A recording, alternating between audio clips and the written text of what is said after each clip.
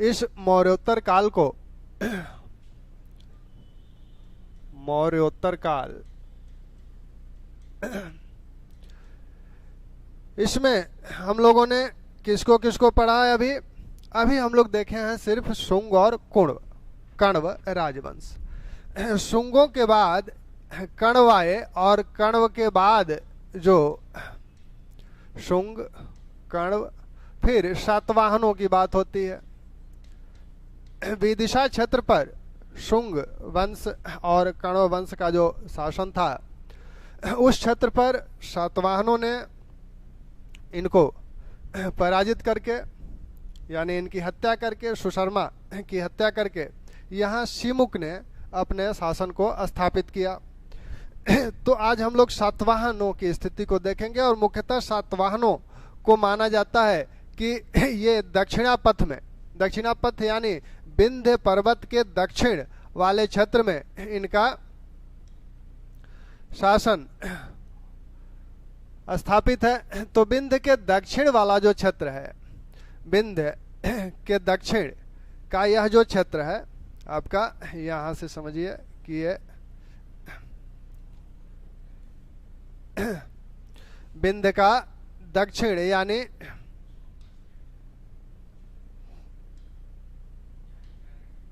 अच्छा ये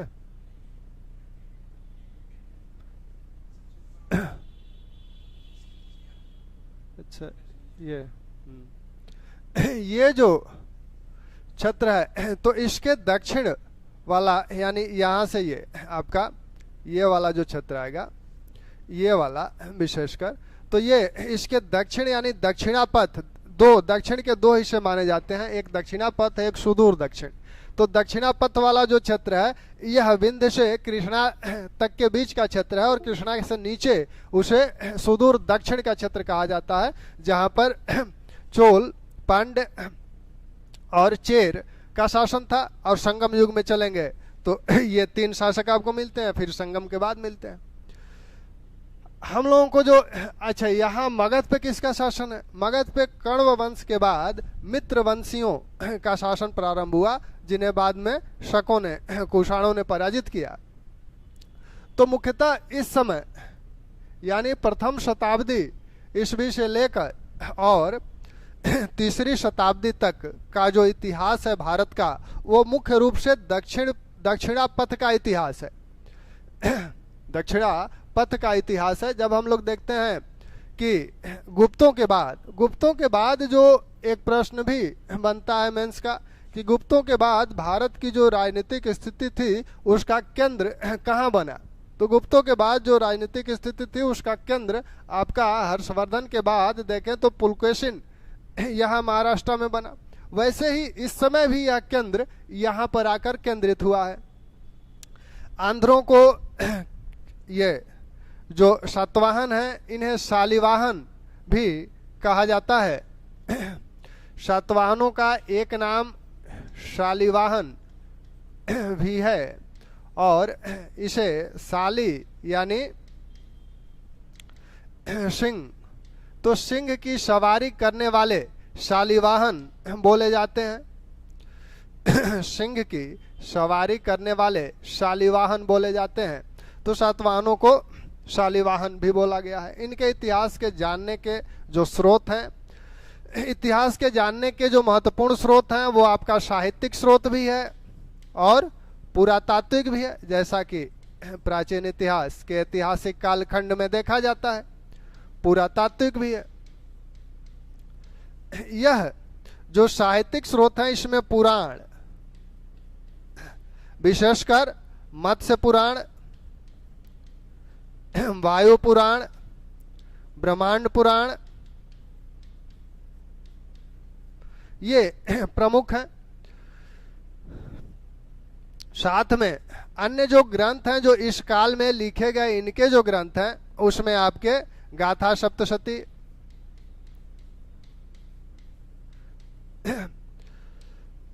महाभारत, इनसे भी इनके विषय में, आंध्र जातियों के विषय में कुछ सूचनाएं प्राप्त होती हैं। पुरातात्विक स्रोतों में सबसे महत्वपूर्ण जो है सातवाहनों के अभिलेख हैं। ढेर सारे अभिलेख इनके नासिक, कार्ले, अमरावती, इन सब जगहों से सातवाहनों के अनेकों अभिलेख मिले हुए हैं। Amit ji good evening. तो इनके ढेर सारे अभिलेख मिले हुए हैं। कहाँ कहाँ से मिले हैं? नासिक से मिले हैं, कार्ले से मिले हैं, अमरावती से मिले हैं,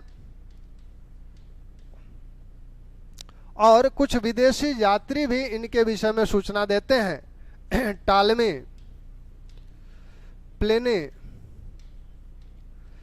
और पेरिपल्स ऑफ एरेथियन सी, जो एक पुस्तक है जिसके लेखक का नाम नहीं ज्ञात है, उससे भी सूचना मिलती है। पेरिपल्स ऑफ एरेथियन सी, एरेथियन सी। तो यह इस पुस्तक का लेखक स्वयं भारत के पश्चिमी क्षेत्र की यात्रा किया था और वहाँ के व्यापार और बंदरगाहों की चर्चा वह करता है। वह कहता है कि यहाँ शोपारा, कल्याण प्रमुख बंदरगाह थे सातकर्णी प्रथम के समय। सातकर्णी प्रथम को एल्डर सेरानोगस नाम से पुकारता है। वैसे ही टालमी वाशिष्ठ पुत्र पुलिमावी को सेरो पोलिमियोइस नाम से पुकारता है।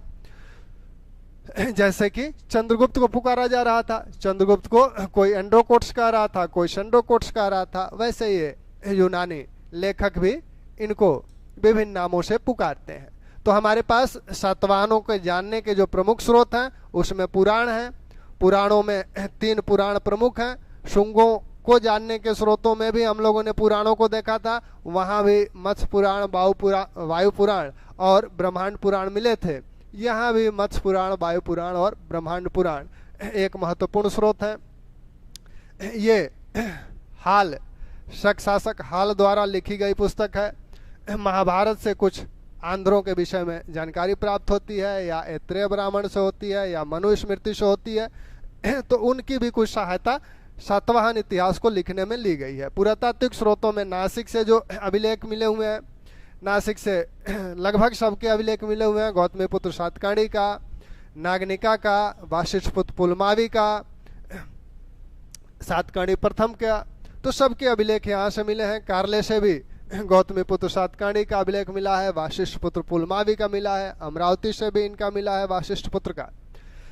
अब इस समय कितनी शक्तियां हैं भारत में?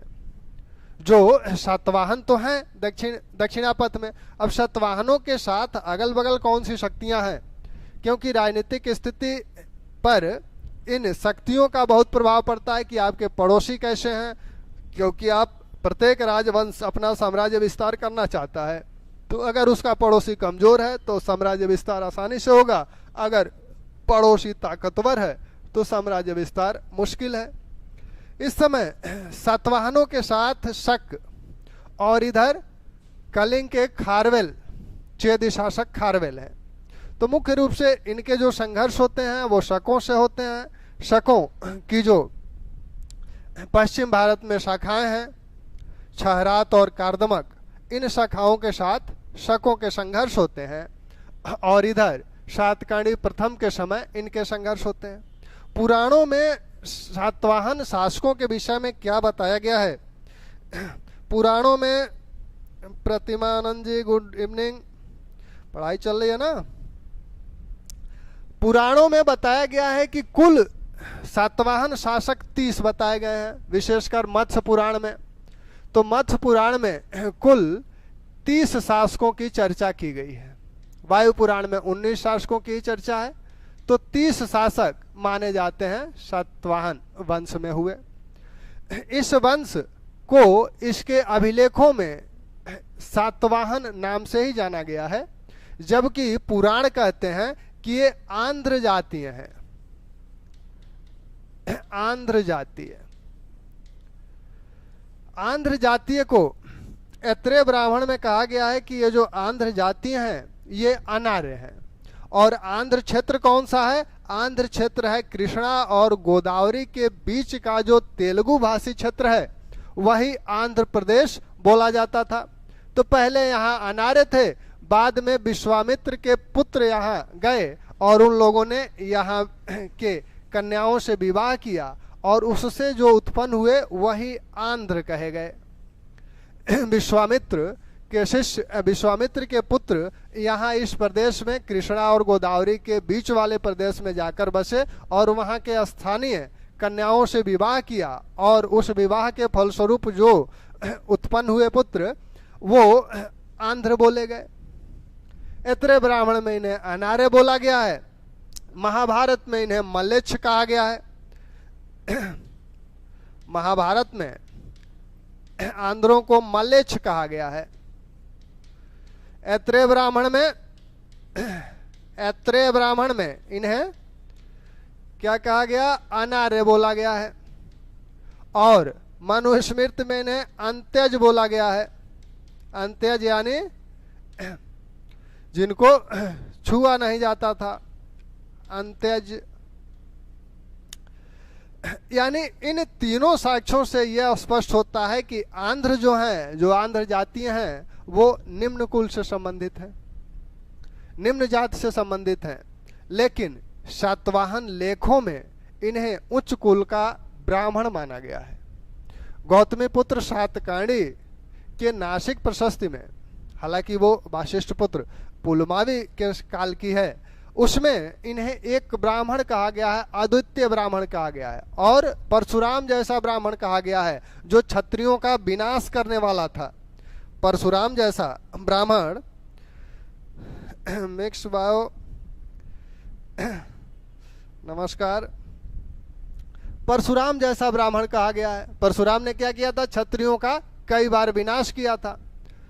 तो खतीय, दर्प, मान, मर्दन इन्हें बोला गया है, यानी क्षत्रियों के दर्प को का विनाश करने वाला। तो इस प्रकार के ये ब्राह्मण माने गए हैं। दरअसल उस समय दक्षिण भारतीय जो अभिलेख थे, अभिलेख जो राजाओं द्वारा जारी किए जाते थे, उसमें ये परंपरा थी कि वो लोग अपने कुल के नाम से अपना संबोधन करते थे, यानी अपने कुल को बताते थे। तो ये लोग अपने कुल को बता रहे हैं सातवाहन, और ऐसा माना जाता है कि सातवाहन इनका कोई आदि पुरुष रहा था और उसी के नाम पर इस वंश या इस कुल की स्थापना हुई। मुख्यतः ये ब्राह्मण है, तो सातवाहनों को माना जाता है ब्राह्मण। अब पुराण क्यों कहते हैं कि ये आंध्र जातीय हैं? पुराण इसलिए आंध्र जातीय कहते हैं, ऐसा माना जाता है कि जब पुराणों की रचना हो रही थी तब ये यहाँ जो प्रतिष्ठान पैठन वाला क्षेत्र है, महाराष्ट्र का उत्तरी और पश्चिमी क्षेत्र, यहाँ से शकों ने उत्तर पश्चिम से आक्रमण किया, तो ये लोग दक्षिण पूर्व की तरफ खिसक गए, यानी आंध्र प्रदेश की तरफ खिसक गए। तो पुराणों की रचना के समय ये आंध्र में निवास कर रहे थे, इसलिए पुराणों ने इन्हें आंध्र जातीय कहा। लेकिन ये आंध्र जातीय नहीं है, आंध्र जातीय नहीं है, ये है सातवाहन कुल के, सातवाहन कुल या वंश इनका है, और है क्या? ब्राह्मण। तो सातवाहनों की जाति स्पष्ट हुई। पुराणों ने इन्हें क्यों आंध्र कहा है वो, और ये मूलतः है क्या? इनके अभिलेखों के आधार पर इन्हें ब्राह्मण और सातवाहन वंश का माना जाता है। ठीक, अब आप लोग ये बताइए, किसी को अगर कुछ पूछना हो बीच में तो आप पूछ लें, पूछते रहें। और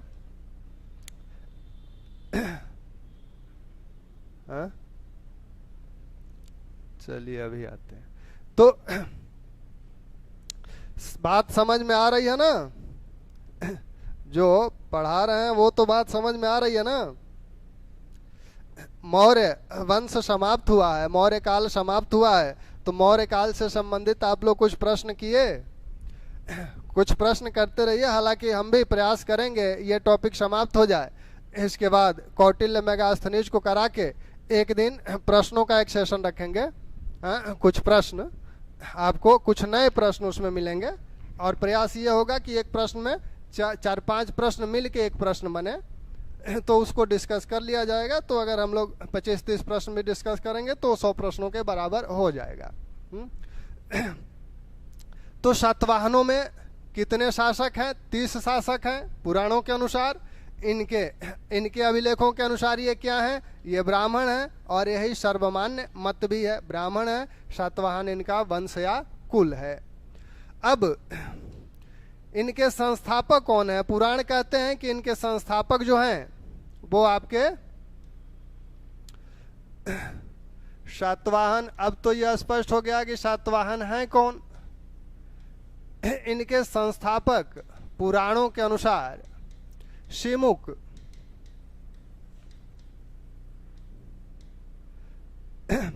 शिमुक है। शिमुक ने क्या किया कि जो अंतिम कणव शासक हैं, अंतिम कणव शासक सुशर्मा जो हैं, उनकी हत्या करके ये विदिशा क्षेत्र पर अधिकार कर लेते हैं। विदिशा क्षेत्र पर इनका अधिकार हो जाता है शिमुक का, क्योंकि इन्होंने सुशर्मा की हत्या की और सुशर्मा का शासन विदिशा उनका केंद्र था, शासकीय केंद्र। हालांकि ये मगध के शासक हैं, मगध से विदिशा तक का क्षेत्र इनके अधीन है, लेकिन विदिशा वाले क्षेत्र पर शिमुक ने अधिकार कर लिया। अब शिमुक के बाद जो शासक हैं वो कण्व हैं, और कण्व को माना जाता है, कण्व कह रहे हैं कन्न या कृष्ण, कन्न या कृष्ण, इन्हें माना जाता है कि इन्होंने नासिक पर अधिकार किया, नासिक क्षेत्र को अपने साम्राज्य में मिलाया, अपने राज्य में मिला लिया। इसके बाद के जो शासक हैं सातकर्णी प्रथम, ये सातवाहन वंश के वास्तविक संस्थापक एक तरह से माने जाते हैं। ये क्या है? सातवाहन वंश के वास्तविक शासक, वास्तविक संस्थापक।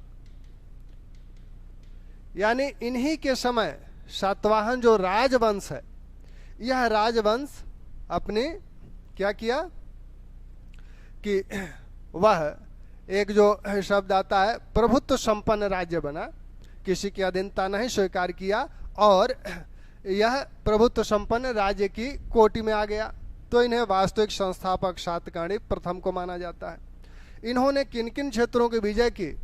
तो सातकर्णी प्रथम के विषय में माना जाता है, अच्छा सातवाहनों का जो काल है ये बड़ा विवादित है विद्वानों के बीच, विद्वानों के बीच इनका काल बहुत विवादित है। इनको माना जाता है कि 24 वर्ष तक इन्होंने शासन किया पुराणों के अनुसार। सातकर्णी प्रथम ने अपने राज्य का विस्तार किया, नासिक विदिशा पे तो अधिकार इनके पूर्वज ही कर चुके हैं। अब ये क्या करेंगे? ये मालवा पर मालवा क्षेत्र पर अधिकार करेंगे, पूरे मालवा, पश्चिमी मालवा और पूर्वी मालवा, यानी पूर्वी मालवा आपका आकार और पश्चिमी मालवा अवंती, इन दोनों क्षेत्रों पर इनका अधिकार होगा। पूर्वी मालवा पर अधिकार का जो प्रमाण है वो ये है कि जो सांची स्तूप है, सांची स्तूप के एक तोरण द्वार पर इनके सामंत वाशिष्ठ पुत्र आनंद का एक लेख अंकित है जो कि इनके दरबार में है, यानी सांची पर इनका अधिकार था। इधर पश्चिमी मालवा से सातकर्णी प्रथम द्वारा श्री सात नामधारी सिक्के प्राप्त होते हैं, श्री सात उन पे अंकित है, तो श्री सात नामधारी सिक्के प्राप्त होते हैं जो कि इन्हीं का है। अमरावती या विदिशा राजधानी नहीं है, इनकी राजधानी प्रतिष्ठान है। प्रारंभ में ये विदिशा में है, प्रारंभ में विदिशा इनका क्षेत्र है ही।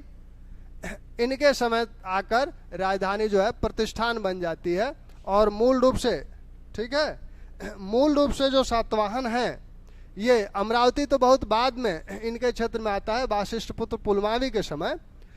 मूल रूप से ये जो इनका जो मूल क्षेत्र है जहाँ के ये हैं, ये माना जाता है कि प्रतिष्ठान है,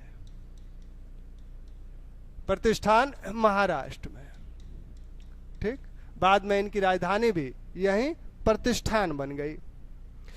प्रारंभिक राजधानी कुछ विद्वान मानते हैं कि धान्य कटक है, धान्य कटक, लेकिन मूल रूप से ये प्रतिष्ठान के हैं, और मूल रूप से प्रतिष्ठान के हैं तो इसी के आसपास इनका प्रारंभिक राज्य विस्तार भी रहा होगा। ठीक है ना। तो सातकर्णी प्रथम ने क्या किया, मालवा पर अधिकार कर लिया और प्रतिष्ठान को अपनी राजधानी बनाया, तो इसीलिए इन्हें प्रतिष्ठान पति भी बोला जाता है। प्रतिष्ठान पति भी इन्हें बोला जाता है, पश्चिम पति भी बोला जाता है। इनकी जो उपाधियां हैं, दक्षिणा पथपति, दक्षिणा पथपति, श्रीसात, तो इनकी उपाधियां, ये इनकी उपाधियां हैं। और इन्हें पेरिपल्स ऑफ एरेथियन सी में क्या बोला गया, पेरिपल्स ऑफ एरेथियन सी में इन्हें एल्डर सेरागोनस, एल्डर सेरागोनस नाम से पुकारा गया है।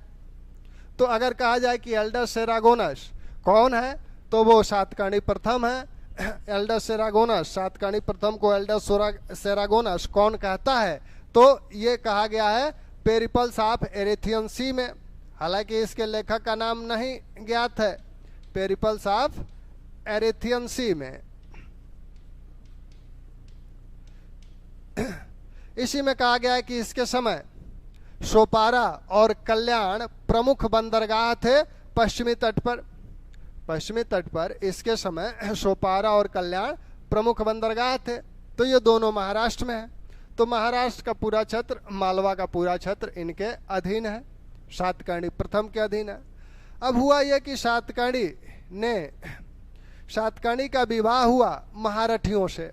महारठी अंगीय वंश की एक कन्या नागनिका है, त्रैन करियो की पुत्री नागनिका या नायनिका, दोनों नाम मिलते हैं। इससे इनका विवाह हुआ। ये अंगीय वंश के हैं, अंगीय वंश की हैं, और ये महारठी हैं, महाराष्ट्र के लोग हैं, ब्राह्मण हैं। नागनिका से इनका विवाह हुआ सातकर्णी प्रथम का। तो निश्चित रूप से इन महारठियों का सहयोग भी इन्हें प्राप्त हुआ होगा। इन्हीं के समय इधर उड़ीसा में शासक हैं खारवेल, चेदी वंश के शासक खारवेल हैं। और खारवेल ने एक बार इनके क्षेत्र में आक्रमण किया था, इनके क्षेत्र तक आए थे, वैनगंगा नदी तट तक वो आए थे और आशिक नगर में उन्होंने उत्पात मचाया था। लेकिन सातकर्णी की सेना जब गई तो वो पीछे लौट गए। तो ऐसा माना जाता है कि सातकर्णी ने खारवेल को पराजित किया था। तो सातकर्णी एक शक्तिशाली शासक हैं, यह इस बात से भी स्पष्ट हो जाता है कि खारवेल इनके डर से फिर आगे नहीं बढ़ा। तो ये सातकर्णी प्रथम की कुछ बातें हैं। सातकर्णी के बाद सातवाहनों का अंधकार युग माना जाता है शुरू होता है।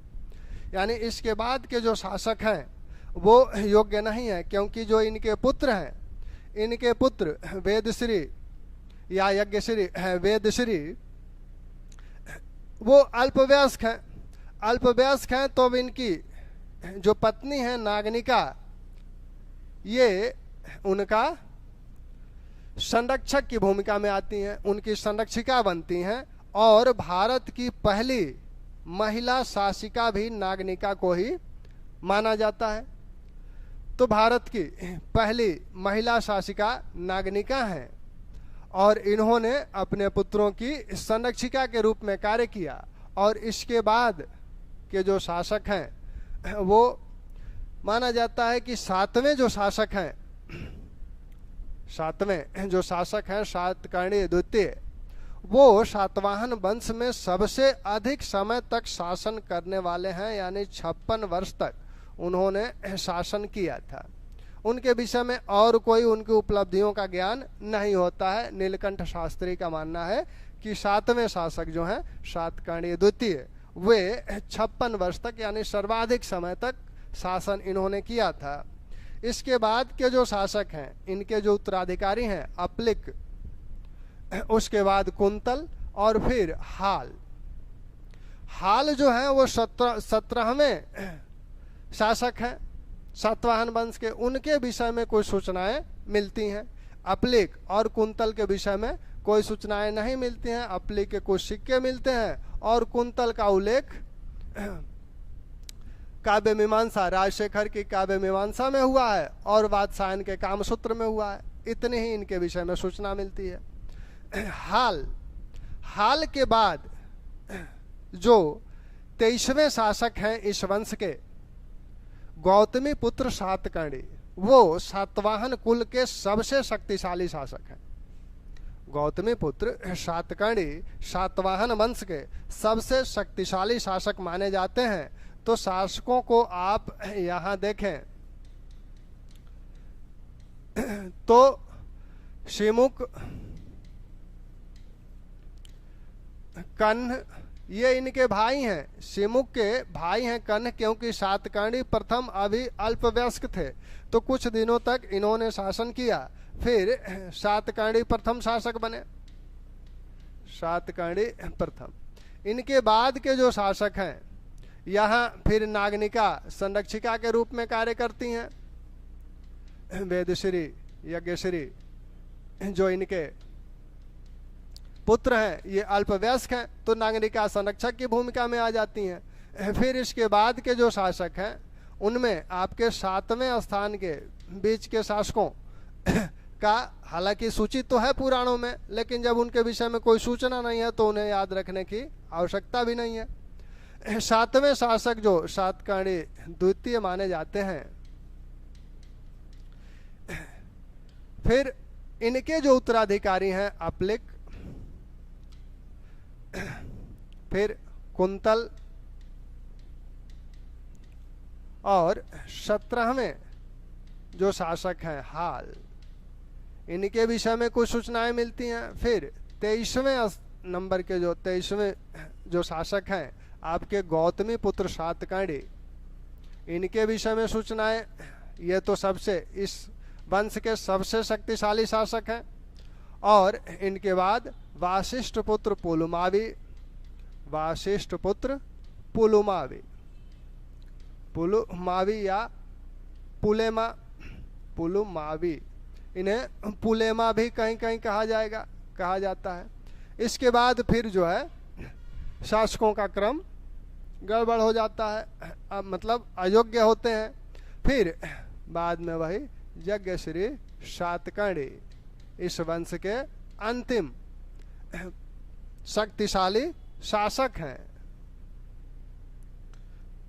सातकर्णी और इस वंश के अंतिम शासक पुलुमावी चतुर्थ, पुलुमावी चतुर्थ इस वंश के अंतिम शासक हैं। तो इस वंश के जो प्रमुख शासक हैं शिमुक, कन्ह, सातकर्णी प्रथम, ये इनके भाई हैं और ये इनके पुत्र हैं। फिर यज्ञश्री, वेदश्री इनके पुत्र थे, अल्पवयस्क थे। तब यज्ञश्री, वेदश्री जब अल्पवयस्क थे तब नागनिका ने संरक्षिका की भूमिका निभाई। और नागनिका का जो एक नाना घाट अभिलेख है, बहुत ही महत्वपूर्ण अभिलेख है। 2 अभिलेख बहुत ही महत्वपूर्ण है सातवाहन काल के। एक तो नाना घाट अभिलेख नागनिका द्वारा जारी कराया गया था, और दूसरा वासिष्ठ पुत्र पुलुमावी के समय जो नासिक अभिलेख है, वो नागनिका अभिलेख को इसे चित्रफलक अभिलेख भी बोला जाता है। नागनिका ने जो अभिलेख जारी कराया था इसे चित्रफलक अभिलेख भी बोला जाता है। अभिलेखों में इसकी बात हुई है। यह चित्रफलक अभिलेख में 8 लोगों के 8 मानव आकृतियां बनी हुई हैं, इसलिए इसे चित्रफलक अभिलेख कहा जाता है। उसमें शिमुक है, सातकर्णी प्रथम है, नागनिका खुद है, 3 राजकुमारों का है। तो कुल मिला के 8 मानवाकार चित्र इस पर इस अभिलेख पर बने हुए हैं, इसलिए इसे चित्रफलक अभिलेख बोला जाता है। और इसी में वो सातकर्णी प्रथम के विषय में बताती हैं कि सातकर्णी ने क्या किया था, 2 अश्वमेघ यज्ञ किया था और 1 राजसूय यज्ञ किया था। और कुल यज्ञों की जो संख्या है नागनिका के इस अभिलेख के अनुसार कुल 18 यज्ञ सातकर्णी प्रथम द्वारा कराए गए थे। इसी में विभिन्न देवताओं का भी उल्लेख है।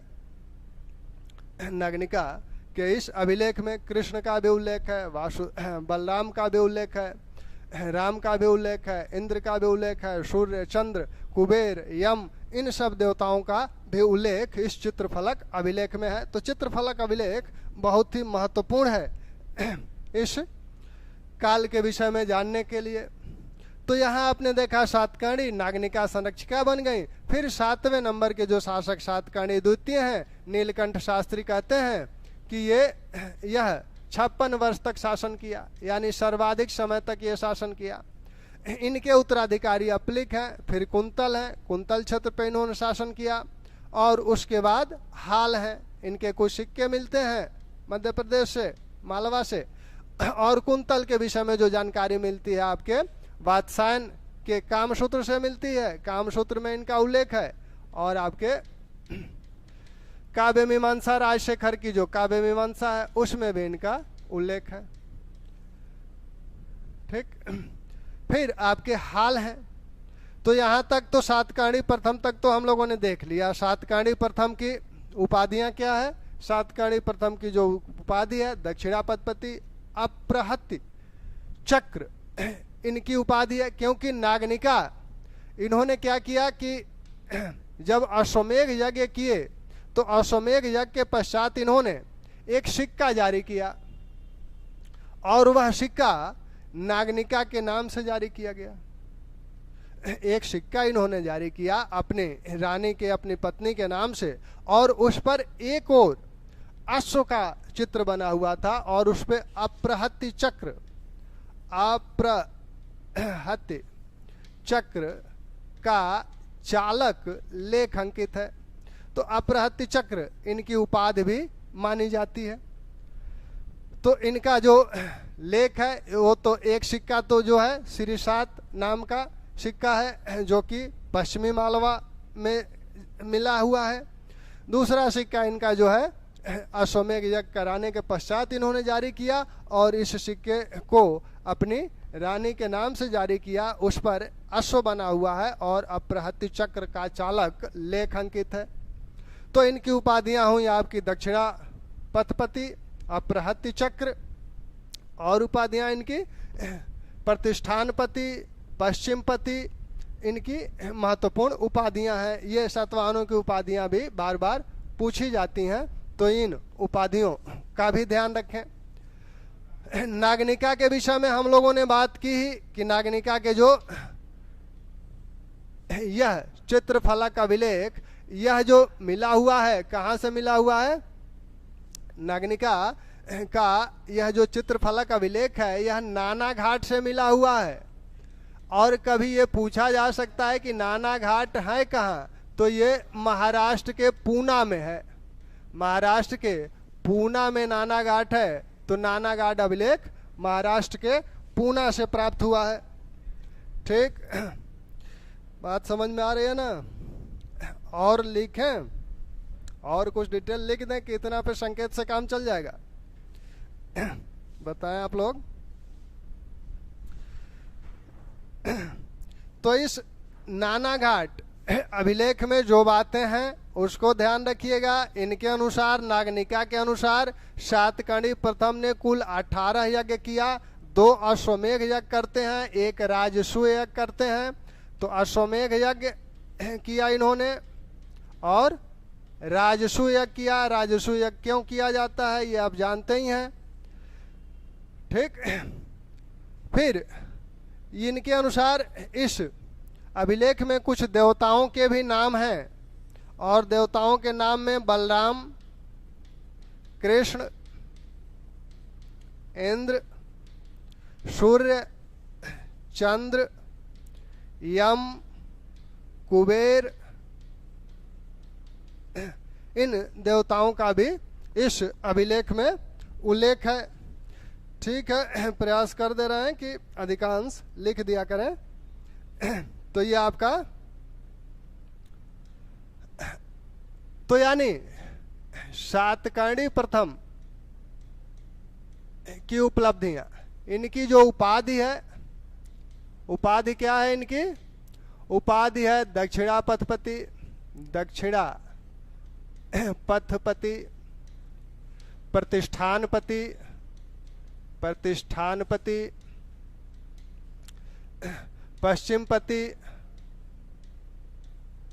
अप्रहति चक्र, अप्रहति चक्र, ये इनकी महत्वपूर्ण उपाधियां हैं। युद्ध इनका जो हुआ है खारवेल से हुआ। खारवेल कहाँ तक आया था? खारवेल के साथ इनका युद्ध हुआ। खारवेल के हाथी गुंफा से यह सूचना प्राप्त होती है, इनके किसी लेख से यह सूचना नहीं प्राप्त होती है।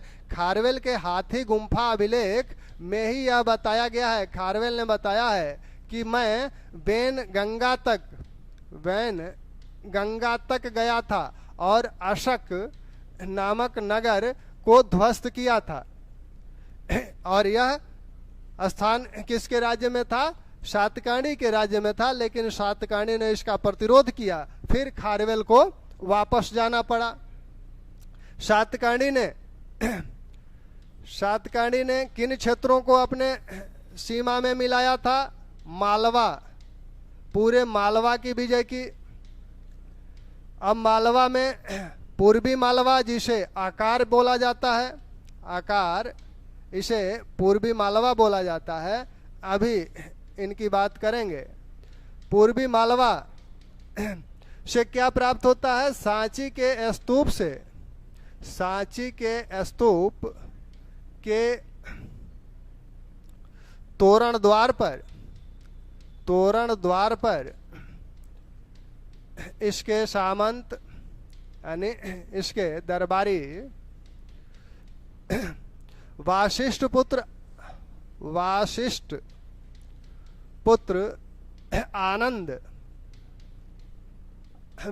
पुत्र आनंद का लेख प्राप्त होता है। तो इन्होंने यहाँ से पूर्वी मालवा में इनके अधिकार का सबसे सटीक प्रमाण क्या है? सबसे सटीक प्रमाण यह है कि यहाँ से वाशिष्ठ पुत्र आनंद, जो कि इनका दरबारी है, वाशिष्ठ, एक सवाल सीधे सीधे ये भी हो सकता है कि वाशिष्ठ पुत्र आनंद किसके दरबार में रहता था? तो वह आपका सातकर्णी प्रथम है। इसका एक लेख प्राप्त होता है सांची से। तो पूर्वी मालवा पे इसके अधिकार की पुष्टि हो जाती है। पश्चिमी मालवा पे अधिकार, पश्चिमी मालवा, इसे साहित्य में अवंती बोला गया है, साहित्य में इसे अवंती बोला गया है। तो पश्चिमी मालवा को अवंती बोला गया है, पूर्वी मालवा को आकार बोला गया है। तो सीधे सीधे ये प्रश्न भी होता है कि आकार का मतलब किस क्षेत्र से है या अवंती का मतलब किस क्षेत्र से है? तो पश्चिमी मालवा, यहाँ से क्या मिला हुआ है? इस क्षेत्र से सातकर्णी प्रथम के श्री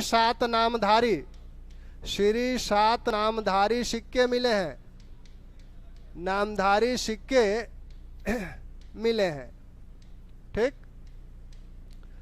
तो इससे यह प्रमाणित होता है कि पश्चिमी मालवा पर इसका अधिकार था। इस तथ्य से यह प्रमाणित होता है कि पूर्वी मालवा पर इसका अधिकार था। इसका विवाह किनसे हुआ? तो सातकर्णी का विवाह महारठी अंगीय वंशी त्रैन कैरो की कन्या नागनिका या नायनिका से हुआ। तो जब ये महारठी जो है, महाराष्ट्र में इनकी स्थिति अच्छी थी, तो इस विवाह का फायदा क्या हुआ होगा कि महारठियों का समर्थन सातकर्णी को प्राप्त हो गया होगा। इनकी पत्नी है नागनिका या नायनिका, भारत की प्रथम महिला शासिका हैं। इनके विषय में ये भारत की प्रथम महिला शासिका मानी जाती हैं। भारत की प्रथम महिला शासिका हैं। जब सातकर्णी प्रथम का निधन हो गया तब उनके पुत्र यज्ञश्री और वेदश्री क्या थे? यज्ञश्री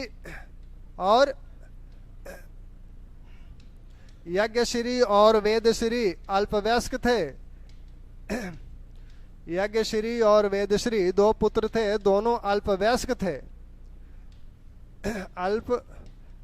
थे। तब नागनिका ने इनके संरक्षक की भूमिका निभाई, यानी मूल रूप से वही शासिका थी उस समय, संरक्षक की भूमिका निभाई। तो इनके बाद निधन के पश्चात इन्होंने कुछ दिनों तक शासन किया संरक्षक के रूप में।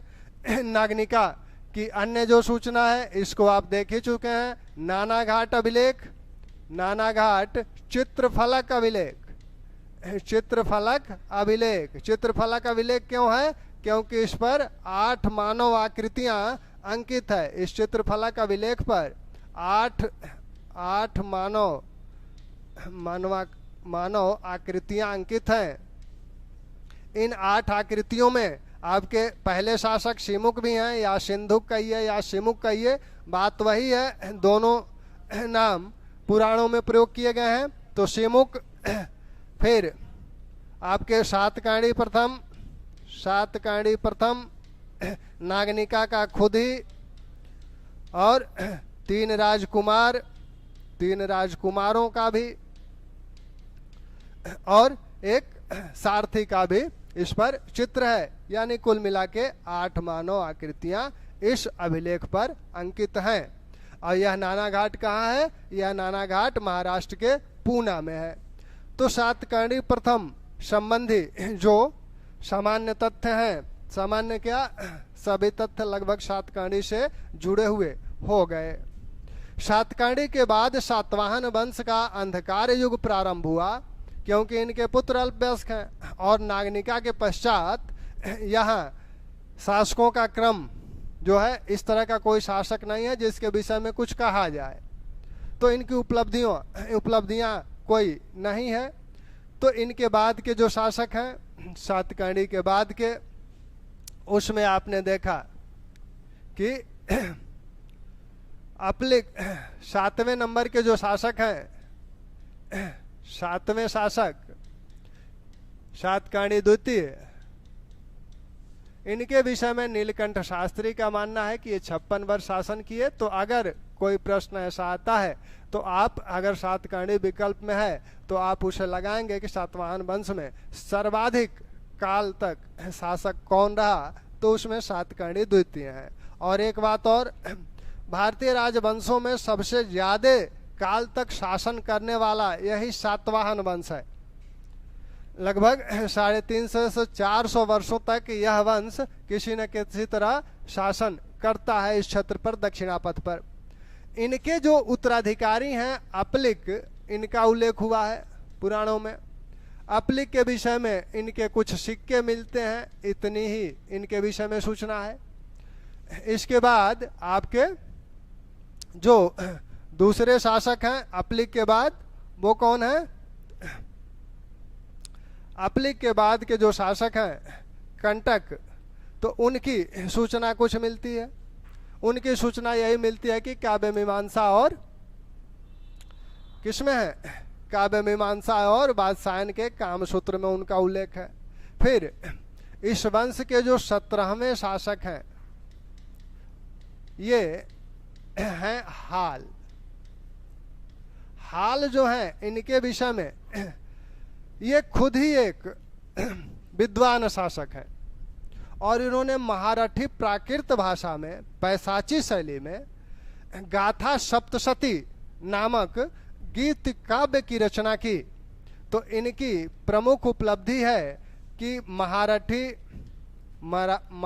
या मराठी प्राकृत में प्राकृत में पैसाची शैली में इन्होंने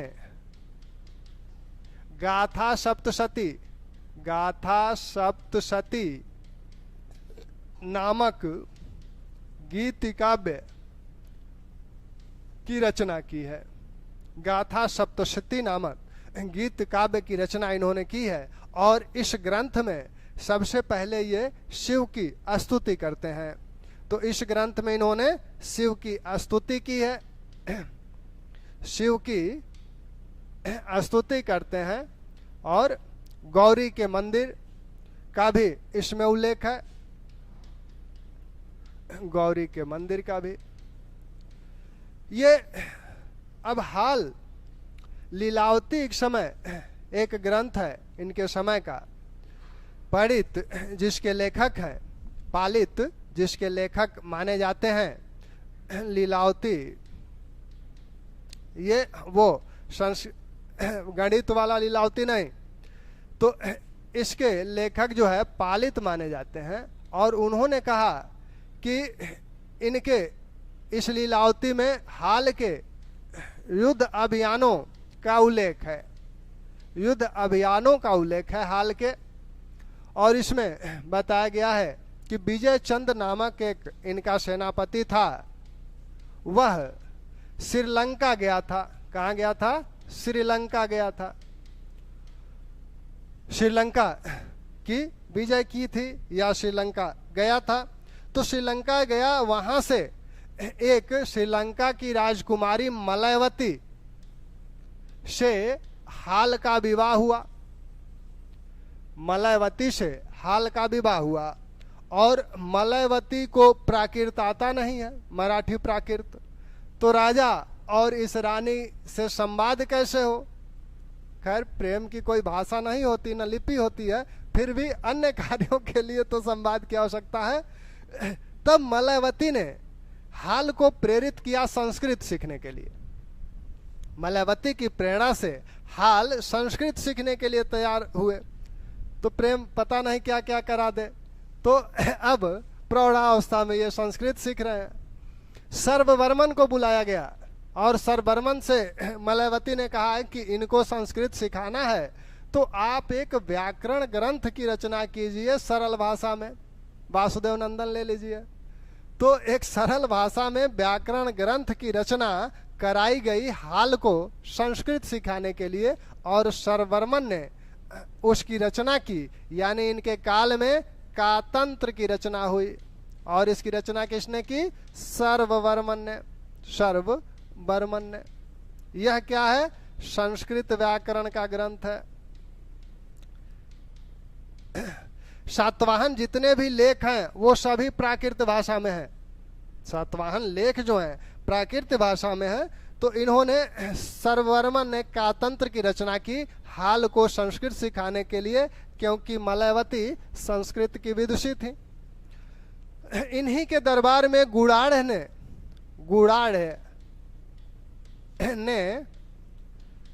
बृहत कथा की रचना की, बृहत कथा की रचना की। तो इनका काल, हाल का जो काल है, सातवाहन काल का जो साहित्यिक पक्ष है, वह हाल के काल में बहुत ही उज्जवल और उन्नतिशील है। तो ये हाल के विषय में कुछ सूचनाएं थीं। अब जो इस वंश का सबसे शक्तिशाली शासक है वह है गौतमी पुत्र सातकर्णी। गौतमी पुत्र सातकर्णी।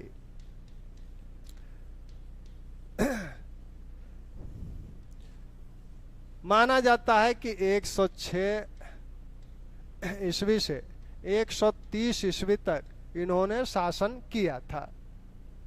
कहीं कहीं आपको 80 ईस्वी भी मिलती है, 80 ईस्वी से आगे आपका 24 वर्ष और जोड़ लें, क्योंकि इनके कालों में बड़ा विवाद है। लेकिन कुछ इतिहासकार ये मानते हैं कि 106 से 130 इनका कार्यकाल है। ये सातवाहन वंश के सबसे शक्तिशाली शासक हैं, सबसे शक्तिशाली शासक हैं।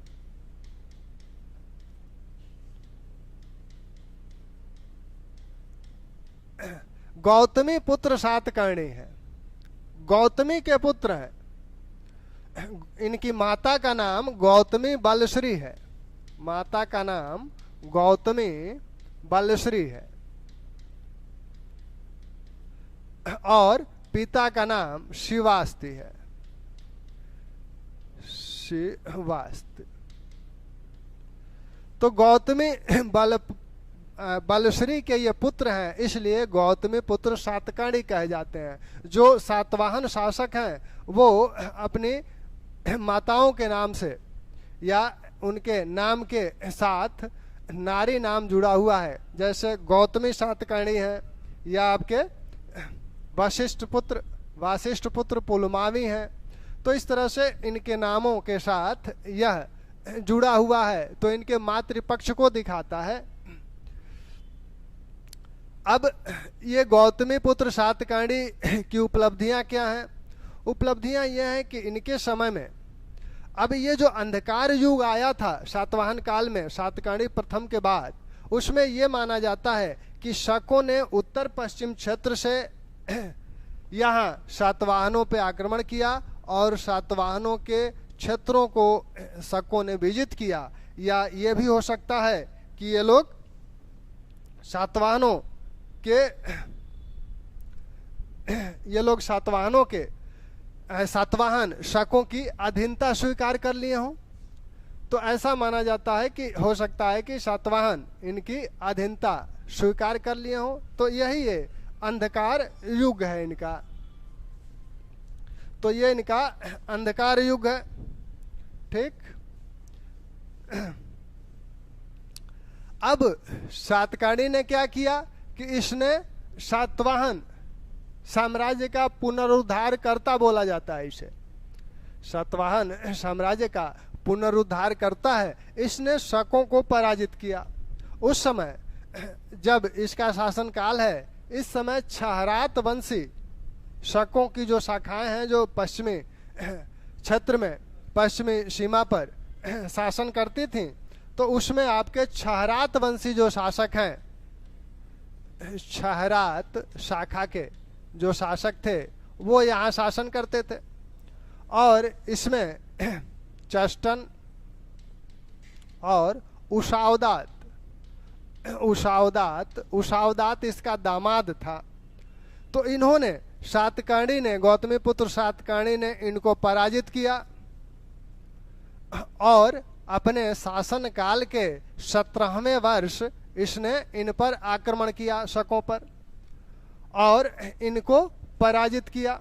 शकों को पराजित करने के बाद शकों का जो राजकोष था जोगलथम्बी में, उस पर इसने अधिकार कर लिया। तो जोगलथम्बी से जो सिक्के मिले हैं वो सिक्के गौतमी पुत्र सातकर्णी द्वारा पुनरांकित किए गए हैं, यानी उसमें से 2/3 सिक्के पुनरांकित हैं। 13,250 सिक्के यहाँ से चांदी के सिक्के मिले हैं और इन सिक्कों पर सातकर्णी ने अपना चिन्ह अंकित कराया है। तो इसलिए ये पुनरांकित किए गए हैं, यानी इससे यह प्रमाणित होता है कि इसने शकों पर विजय प्राप्त की थी। तो शकों पे विजय प्राप्त करने वाला यह शासक है और शकों को पराजित करने के पश्चात इसने,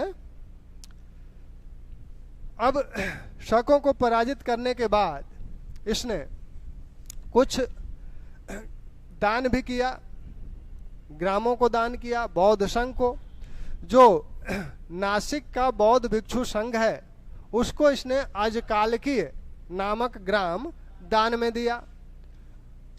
अजकालकीय नामक ग्राम किसको दान में दिया? नासिक के बौद्ध संघ को।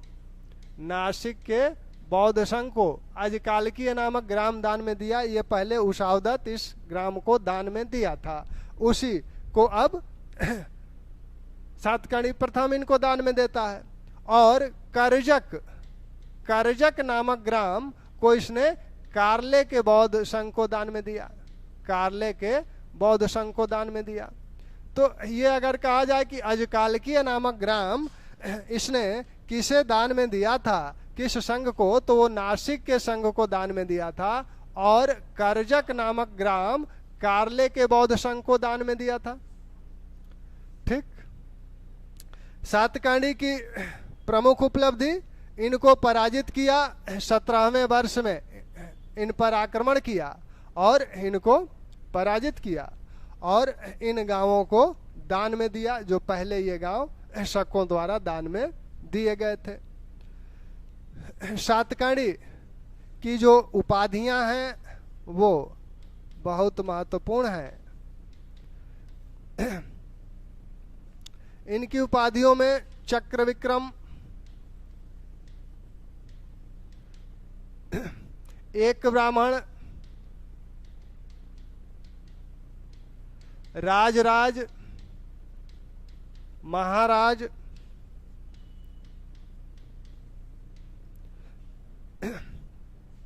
वेदों के आश्रय दाता भी ये माने जाते हैं। वेदों का आश्रय दाता,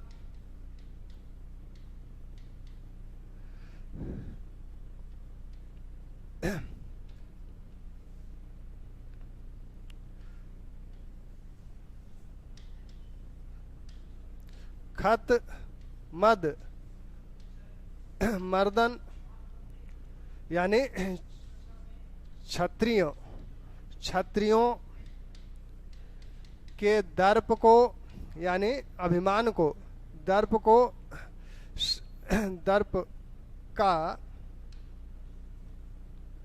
मर्दन करने वाला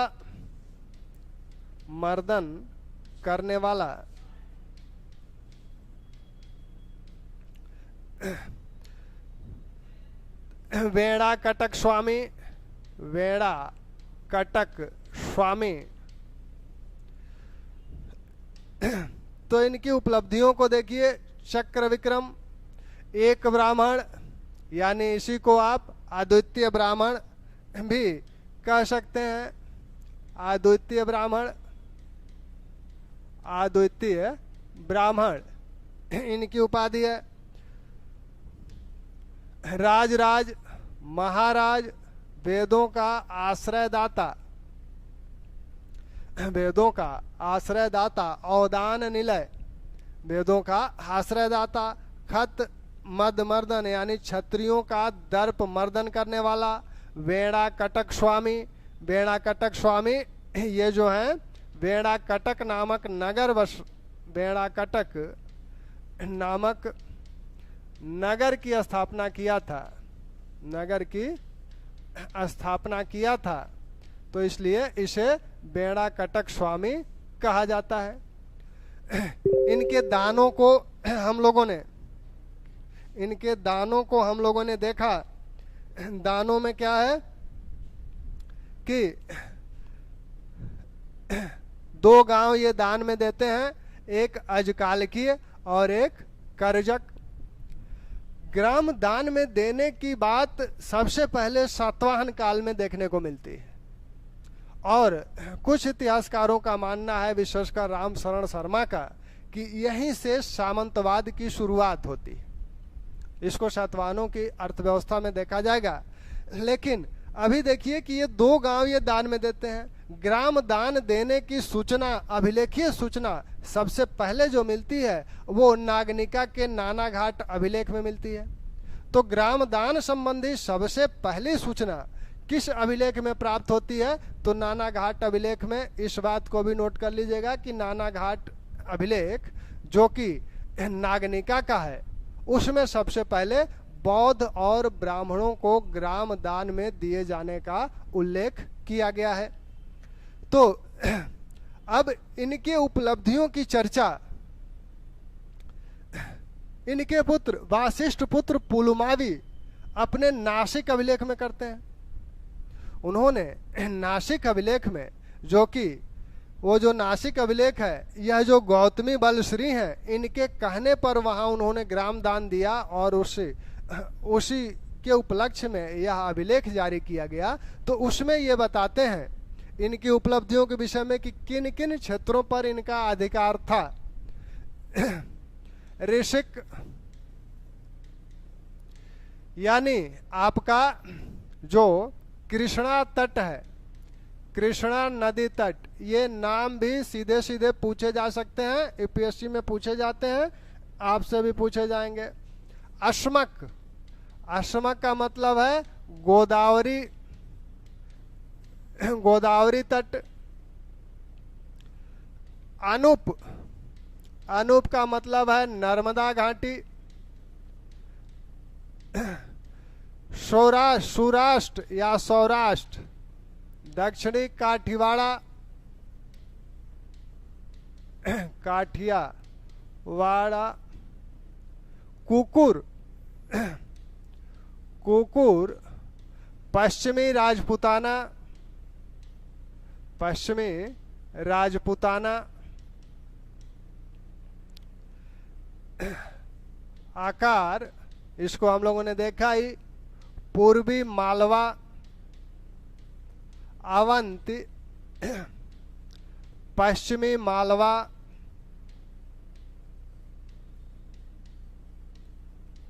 मालवा। ऋषवत, यह विंध्य का जो मालवा के दक्षिण वाला क्षेत्र है, विंध्य पर्वत का, यह विंध्य पर्वत का दक्षिणी क्षेत्र, दक्षिणी भाग। ऐसे ही आपका महेंद्र, महाभारत में महेंद्र को, पूर्वी घाट को महेंद्र बोला गया है। और सह्याद्री, इसे आप ज्योग्राफी में भी देखते हैं, सह्याद्री यह पश्चिमी घाट है। परियात्र, परियात्र यह आपका पश्चिमी विंध्य, विंध्य पर्वत का पश्चिमी भाग। और अरावली, पश्चिमी विंध्य और अरावली वाला क्षेत्र, ये परियात्र है। तो ये नाम सीधे सीधे आपके सामने कभी कूट में लगाए जा सकते हैं या अलग से एक नाम पूछा जा सकता है। तो वाशिष्ठ पुत्र पुलमावी के समय के उनके 19वें शासनकाल के 19वें वर्ष में जो नासिक गुहालेख जारी किया गया था, जो कि मूल रूप से गौतमी बलश्री के कहने पे जारी किया गया था, उसमें बताया गया है कि इन क्षेत्रों पर गौतमी पुत्र सातकर्णी का अधिकार था और ये पर्वतीय क्षेत्रों पर भी इसका अधिकार है, इसीलिए उसे पर्वतपति भी बोला जाता है। ठीक, तो गौतमी पुत्र सातकर्णी की जो उपाधियां हैं, उन उपाधियों को ध्यान रखिए। साथ में इनके जो शकों के साथ संघर्ष हुआ, चेष्टन और आपके उशावदात, उशावदात उसका दामाद है, दोनों को इन्होंने पराजित किया और नासिक क्षेत्र पर गौतमी पुत्र सातकर्णी ने अधिकार किया। अब गौतमी पुत्र सातकर्णी के बाद, अच्छा, इसी नाना घाट जो नासिक अभिलेख है, उसी में गौतमी पुत्र सातकर्णी की कुछ लोगों से तुलना भी की गई है। बल के रूप में, शक्ति के रूप में राम, अर्जुन और अर्जुन के जो भाई हैं भीम, कृष्ण, इन लोगों जैसी इनके पास शक्ति थी, ऐसा कहा गया है। और विभिन्न राजाओं से भी इनकी तुलना की गई है, जो विभिन्न पूर्व के राजा हैं, जन्मेजय, उनसे इनकी तुलना की गई है, यम से इनकी तुलना की गई है। तो इन राजाओं से भी इनकी तुलना की गई है। इनकी तुलना इन राजाओं से किस अभिलेख में की गई है? वही नासिक अभिलेख। और इन देवताओं से, यानी राम से, कृष्ण से, अर्जुन से और भीमसेन से इनकी तुलना वहीं की गई है, उसी अभिलेख में।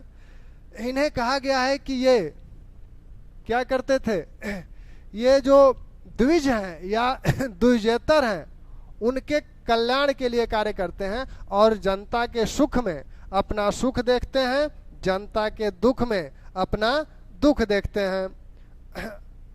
आलोक सर नमस्कार, प्रकाश चंद्रा गुड इवनिंग।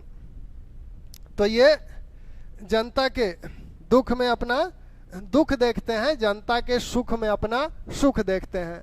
तो ये कहा जाए कि कौन सातवाहन शासक जनता के सुख में अपना सुख देखता है, जनता के दुख में अपना दुख देखता है, तो वह गौतमी पुत्र सातकर्णी है। और यह बात कहाँ गई है?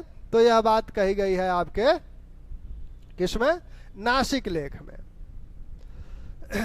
और विभिन्न देवताओं से और विभिन्न राजाओं से भी इनकी तुलना उसी नासिक लेख में की गई है। अब इसके बाद के जो शासक हैं वो समय थोड़ा सा अब ज्यादा हो रहा है, तो अब दो शासक हैं जिनकी तुलना, जिनकी चर्चा कर देते हैं वैसे, या फिर कहिए तो इसको कल कंटिन्यू करते हैं। हा? तो वशिष्ठ पुत्र पुलुमावी हैं और आपके दूसरे शासक जो हैं यज्ञश्री सातकर्णी हैं। इन दो शासकों की तुलना करनी है, तो इनकी चर्चा अब कल कर देंगे, क्योंकि एक क्लास और है। थैंक्स।